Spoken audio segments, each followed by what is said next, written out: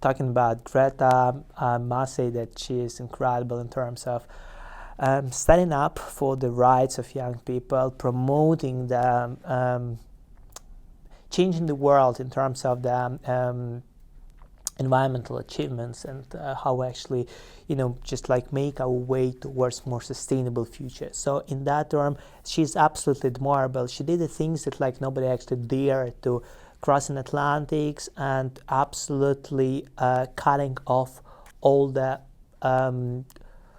fossil consuming transportation methods. She's great in terms of how she actually constructs her vision and specifically how she aims to major field of studies, specifically on the greenhouse gases and how it actually results in the global warming, the temperature of the atmosphere raising up, and also how she actually puts attention into the lack of fresh water crisis that also around the corner.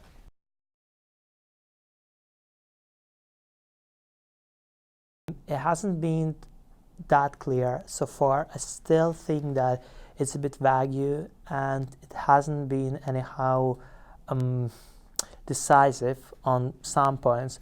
Of course, what we really want and what I seek while watching the COP's follow-ups is basically putting politicians into the environment when they can really commit to something, when they really can undertake some huge actions that can, make an impact. But so far, it's been a lot of debates.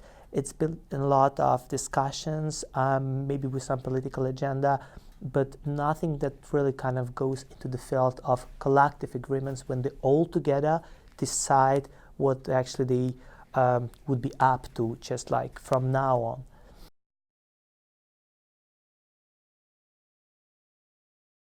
I think we all have to be extremely grateful for getting this chance to participate in that event. It's just so huge and tremendous to be a part of that.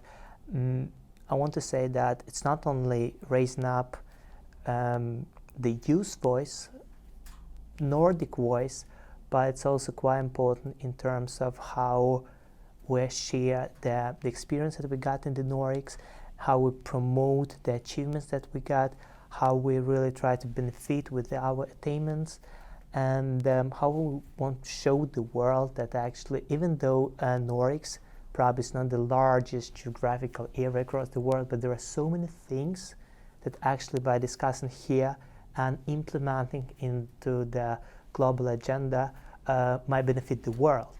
So I feel really empowered being here.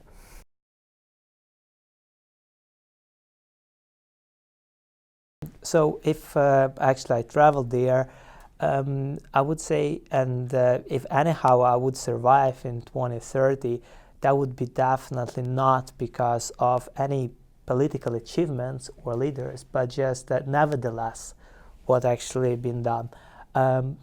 But as I can see right now the situation, and my assumptions for 2030 would be there are three huge contributors into the global warming crisis all across the globe, and the